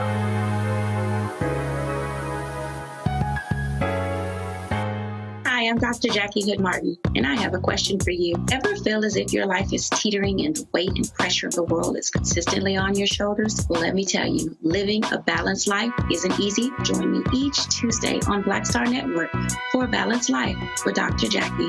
We'll laugh together, cry together, pull ourselves together, and cheer each other on. So join me for new shows each Tuesday on Black Star Network, A Balanced Life with Dr. Jackie.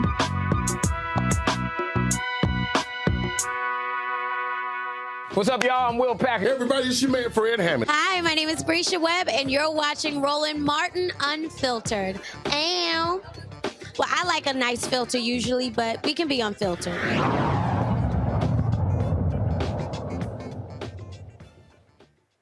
Welcome back to Roland Martin Unfiltered here on the Black Star Network. When we left, we heard a very stirring excerpt from What to the Slave is the 4th of July from Frederick Douglass. A brother stood at the school board meeting and had some comments on the attempt to ban something that isn't even taught, critical race theory, in the classroom out there in that California school district. And as we told you, the school board president, Joseph Komorowski, instead of asking the woman who told the brother to leave the country to leave, he gave a warning to the brother who stood up and bravely confronted this foolishness. Let's take a watch. Let's look at the video of that moment when the school board president asked the brother, warns the brother instead of asking the person who should have been asked to leave to leave. If I feel that way, why don't I get out of the country? Kelly. My family. Sir, that's your first warning. The second warning, you'll be asked to leave. She said get out of the country. She told me to get out of the country. My family has been here since August 16th, 1619. Sir, that's enough. And Jamestown, Virginia, my family is here. We've been slaves for 400 years. Jason, please escort this man out of the building. Thank you.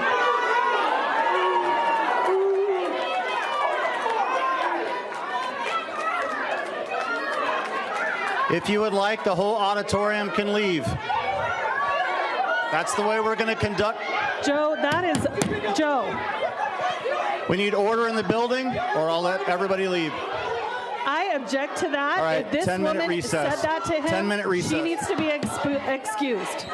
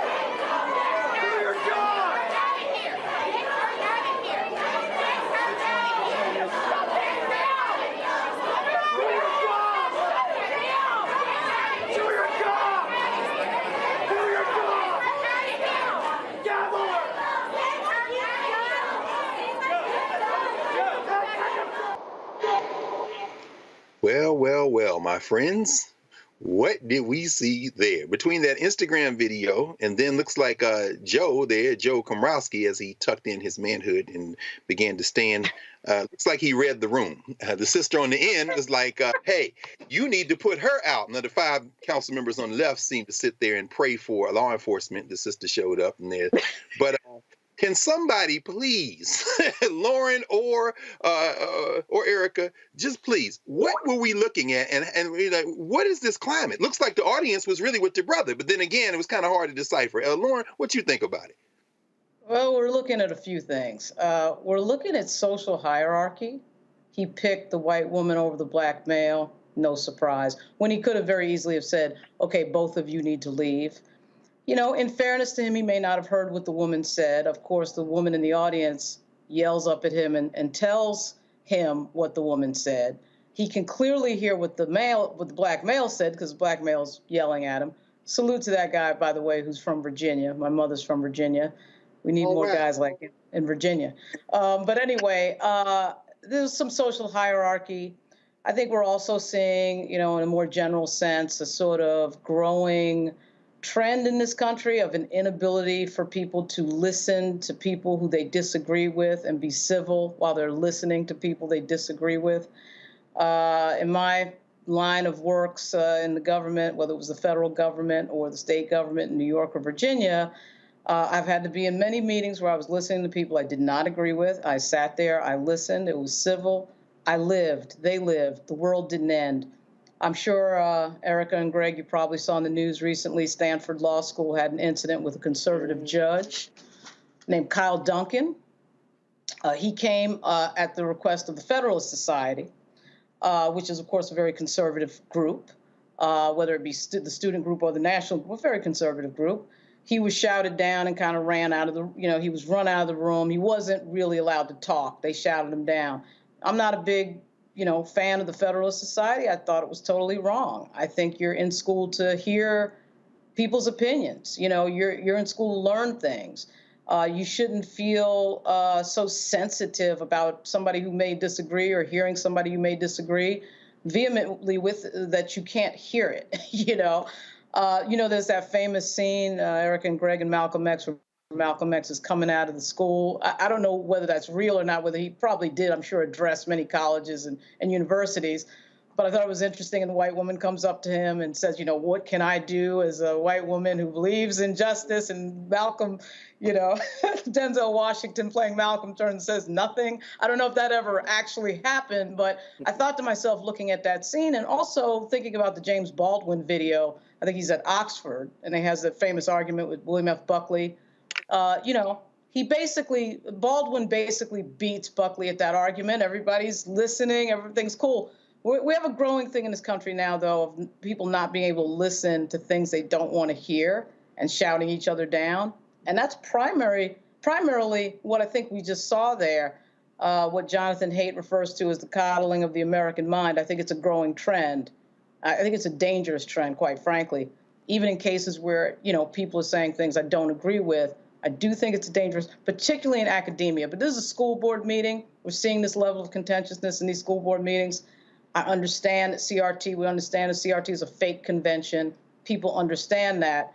At the same time, I think the way you beat people's ideas is with other ideas. You notice that once he starts quoting Frederick Douglass is when, everybody starts shifting in their seat, because once you start getting closer to the truth has power. Those words have a lot of power. You see what the result is. I always know in an argument where I'm winning because people just start to shift. They start to interrupt. That's when you know you're ringing the bell, and he rang it. And it's just a very interesting thing to watch at this moment in our country. We have these changing demographics. That's very true, Lauren. Yeah, we're in a state where I doubt of the two of them whether Joseph Komorowski's ancestors or the guy he called to put him out have been in California longer than that man. Since so, but it's very interesting, Erica, just listening to Lauren talk about this and think about how many things were going on in that moment. The escalation, the potential that it could have turned into something else. The crowd was seeing to back the brother and saying, put her out. And that white man had threatened to put everybody out. But apparently in that moment, he thought better of it. How do you interpret what we were looking at there and what it says about where we are in this country in terms of the ability to listen to each other or to try to exert some authority to just impose our will? Yeah, well, we talked about this before with kind of like flamethrower words. So, there's been a significant portion of this country, 70+ million that did vote for the son of a Klansman, that have really been taught to really respond to specific words. And so, the latest one is woke. And so CRT has definitely been one that they have been trained to respond to. But be very clear that this has always been the path, that the protection of Carolyn Bryant is at all costs. So it was no surprise that he was warned and then effectively thrown out. And then the woman who made the inflammatory response to him, saying to get out of the country, which is laughable, was protected at all costs. But, this really makes me think about the congressional hearings on gun violence. And this was really a powder keg moment, particularly when we see school boards across the country that are becoming more and more partisan, that people are having to declare the party that they belong to, that these are people that are effectively supposed to be making decisions about the safety, about the protection and the education of our kids. And so I think that we are on the precipice of a very, very dangerous moment, just thinking about, if there could have been one person that would have been in that room, God forbid that at, hearing voices elevated, a black man and a white woman could have begun to shoot. It would have been a much worse situation than what has unfolded at this moment. So I think that, as we see the Mississippis, the Temecula's, as we see flame throwing from social media, that and look at gun violence, that these are things that people need to be very, very conscious of, continuing turning points in the country where there's almost a point of no return. Absolutely. Yeah, it seemed like the audience, once the brother had been removed or threatened with removal, they wanted the white woman out too because she was still able to stay there. It really does show that there are people who are willing to stand up. And it's funny, like you say, can protect Carolyn Bryant at all costs. The white woman stands up from the end of the table and comes over to talk to this guy. I mean, it's a complicated kind of calculus. I was looking at something yesterday, Lauren. I was in a meeting. The National Council of Black Studies is meeting this weekend in Tallahassee. No, in Gainesville, University of Florida. That's where we having our meeting. I'm going down there this weekend for the meeting. And there's some real angst there because the state of California, of course, has banned travel, state-supported travel to places like Florida and other places where this has been put on the agenda. But one of the things that's upsetting is young black kids in California schools who want to take HBCU tours because the state is threatening not to reimburse them for these tours, and now they can't go to these campuses that they want to go. Any thoughts on how this CRT war may impact even in terms of federalism and trap people who are in some of these states from being able to engage in the kind of face-to-face dialogue that might ultimately prove beneficial? Wow. I mean, that's where we get into a space where I think talking about boycotting and, one of the languages that these people understand, and I'm sure DeSantis will understand it, is money, But Florida, of course, is so dependent on tourism and people visiting the state that there's got to be a pathway in there. There's got to be a discussion about, I think anybody just floating the discussion would probably do it, particularly if it was one of our major civil rights groups. And I understand that our civil rights groups, for the most part, are owned by corporate interests. I mean, we understand that. But at the same time, any sort of rumor of discussion might get that going. But it all goes back to you have to win at the ballot box. And of course, the Florida Democratic Party currently is in shambles, but the pendulum always swings back. The demographics in Florida will allow them to, at some point, recover, at least on the left. The right is doing very well at beating them now, but I think, frankly, the Andrew Gillum moment is what really scared them and got them galvanized, and it works both ways. What's happening right now in Florida will scare the Democrats, and then they'll work harder. So until you fix that political problem, we're going to be having these discussions. But fortunately, these things power doesn't last forever. 4-year terms don't last forever. 2-year terms don't last forever. It just takes planning and organization and some real tough talk about what has to get done. Absolutely. Wise words. And when we come back, we're going to probably stay in the South for a couple more stories, but we're going to be back in a moment. And thank you, Lauren. Roland Martin, Unfiltered, here on the Black Star Network. We'll be right back.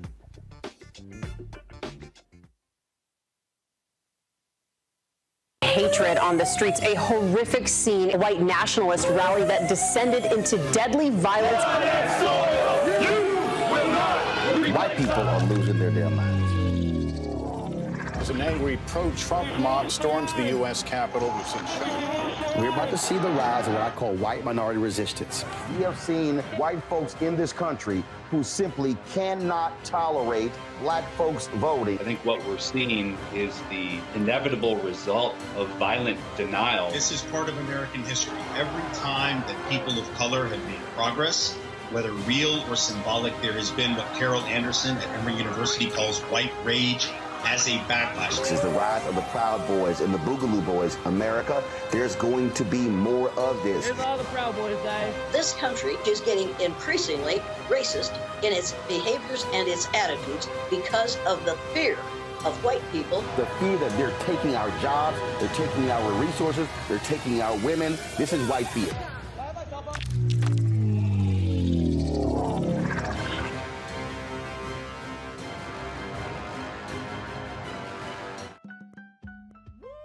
We're all impacted by the culture, whether we know it or not. From politics to music and entertainment, it's a huge part of our lives, and we're going to talk about it every day right here on The Culture with me, Faraji Muhammad, only on the Black Star Network. Hi, this is Cheryl Lee Ralph. Hello, everyone. It's Kiara Sheard. Hey, I'm Taj. I'm Coco. And I'm Lily. And we're SWV. What's up, y'all? It's Ryan Destiny, and you're watching Roland Martin Unfiltered.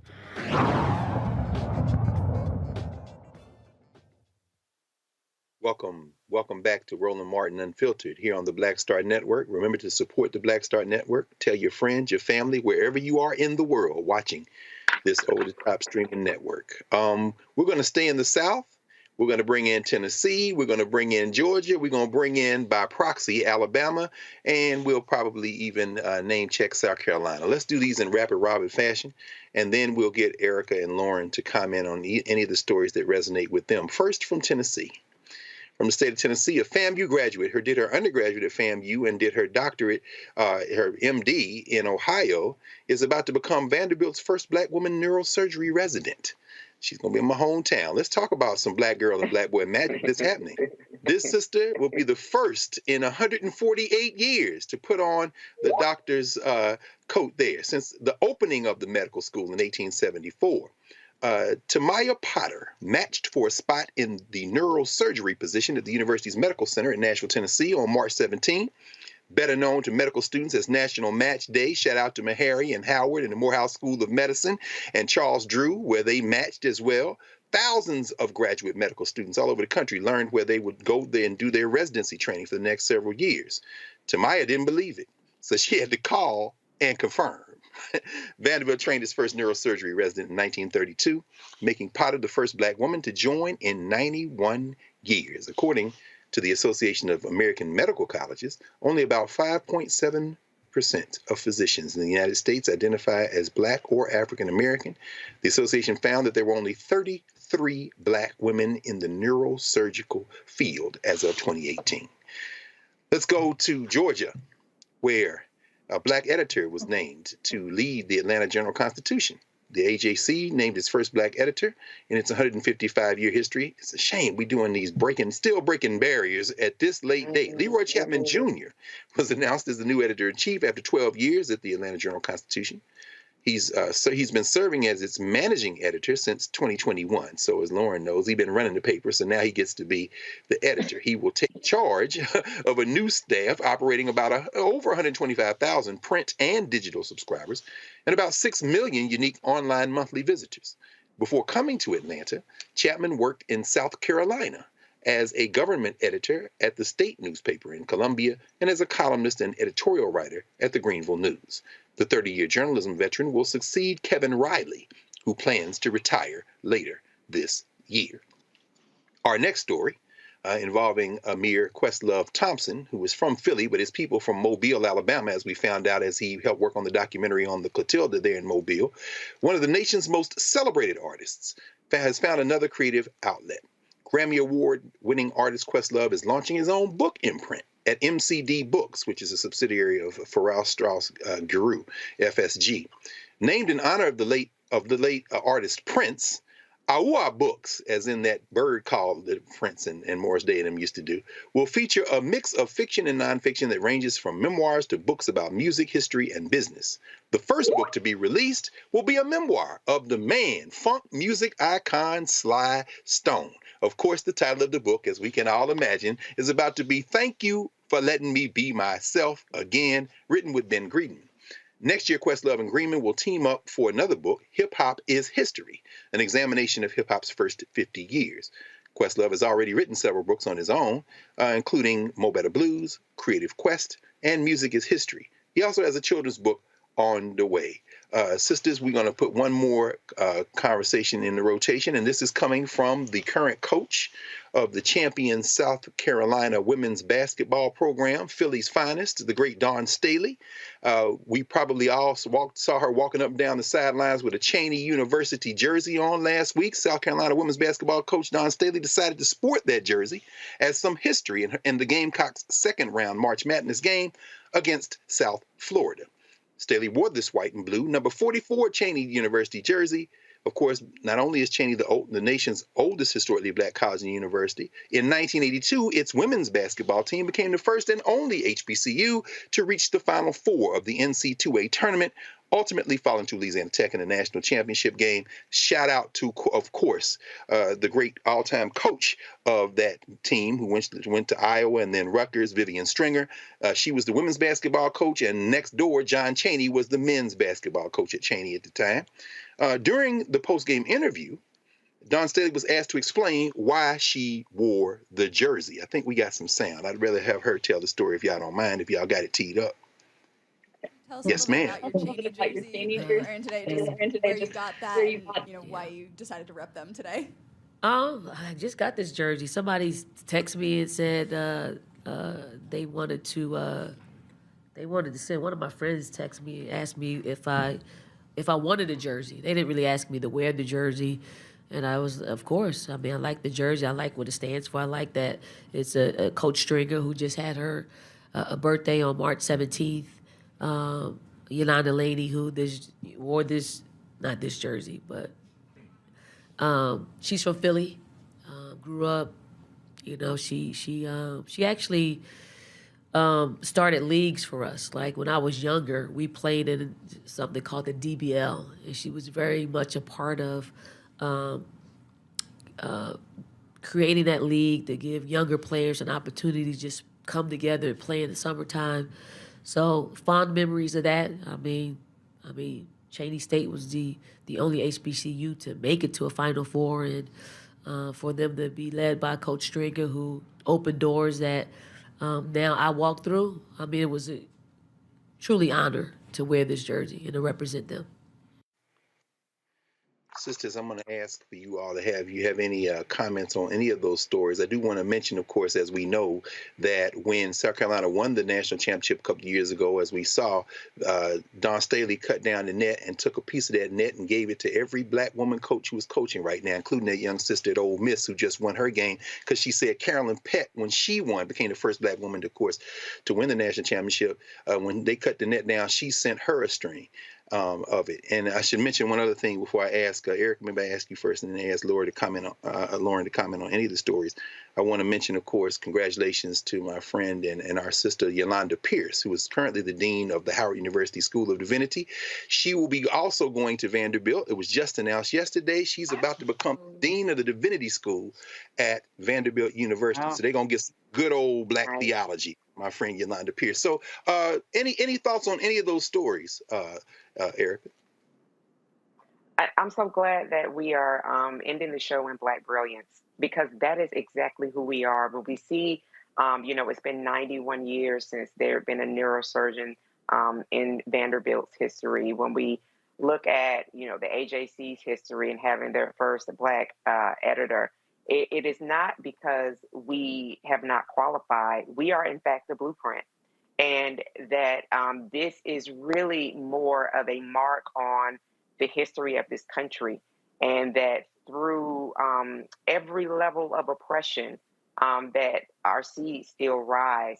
When we see Dawn Staley, who I have so much respect and honor for, she is such an amazing human being, and really the way that she carries herself and cares for her team is something to be spoken about. I would always think about, if she maybe looked a different way, that, there would be wall-to-wall coverage up here. But, I digress. I feel like should know that in the culture that she is so important to see, and that her influence will continue. She's really, and many other Black coaches have really reshaped the way the game is looked at, and the way that players play, and really the way players empower themselves, at least at the collegiate level and beyond. So it is just so wonderful to see that through every lever of oppression that folks throw at us,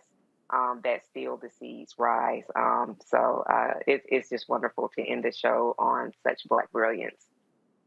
Absolutely, absolutely. And while you mentioned Dawn Staley, Erica, it reminded me, as an adopted Philadelphian myself, we can't, I'd be remiss if I didn't shout out Dobbins High School, Dobbins Tech, which of course is her alma mater, also the alma mater of Hank Gathers, who we also remember. So Dawn Staley got nothing but love from Philadelphia. So Lauren, and then I was thinking about, comment please on any of the stories. I was thinking particularly about that AJC story, because, you know, what are we talking about when you put somebody as a captain of a ship when the print media doesn't seem to have figured out where it's going? I mean, please, anything on any of the stories, but I just thought about you as we were thinking about that, because I know it's tough times out there for regional and local media.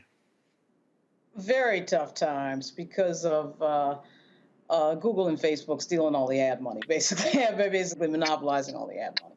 Yes. But that Leroy Chapman story is a big thing.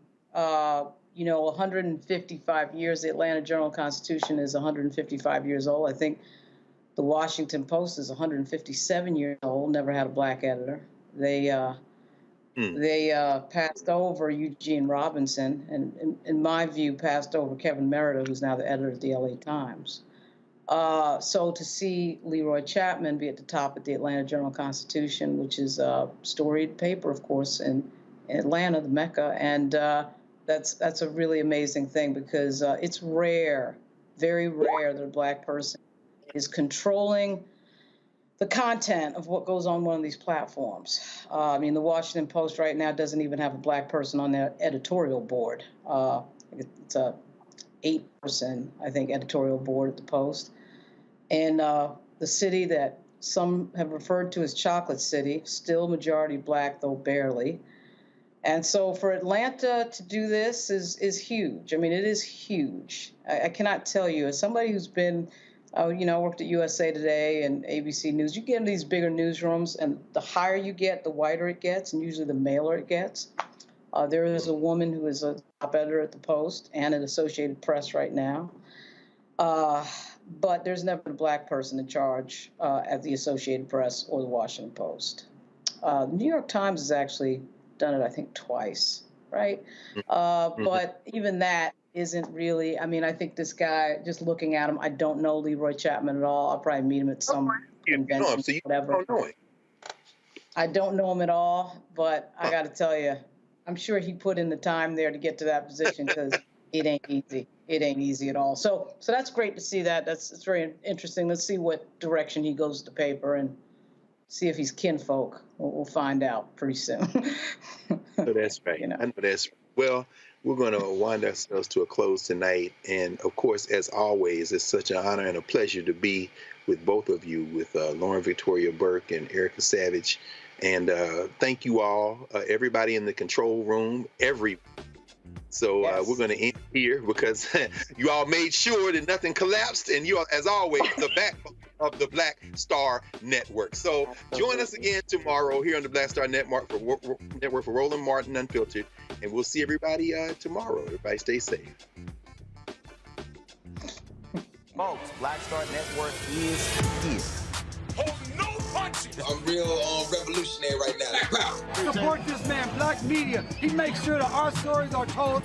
Thank you for being the voice of Black America, Roland. Stay black. I love y'all. All momentum we have now, we have to keep this going. The video looks phenomenal. See, this difference between Black Star Network and black-owned media and something like CNN. You can't be black-owned media and be scared. It's time to be smart. Bring your eyeballs home. You dig? Pull up a chair, take your seat. The Black Tape with me, Dr. Greg Carr, here on the Black Star Network. Every week, we'll take a deeper dive into the world we're living in. Join the conversation only on the Black Star Network. Hi, I'm Dr. Jackie Hood Martin, and I have a question for you. Ever feel as if your life is teetering and the weight and pressure of the world is consistently on your shoulders? Well, let me tell you, living a balanced life isn't easy. Join me each Tuesday on Black Star Network for A Balanced Life with Dr. Jackie. We're all impacted by the culture, whether we know it or not. From politics to music and entertainment, it's a huge part of our lives, and we're going to talk about it every day right here on The Culture with me, Faraji Muhammad, only on the Black Star Network. I'm Deborah Owens, America's Wealth Coach, and my new show, Get Wealthy, focuses on the things that your financial advisor and bank isn't telling you, but you absolutely need to know. So watch Get Wealthy on the Black Star Network.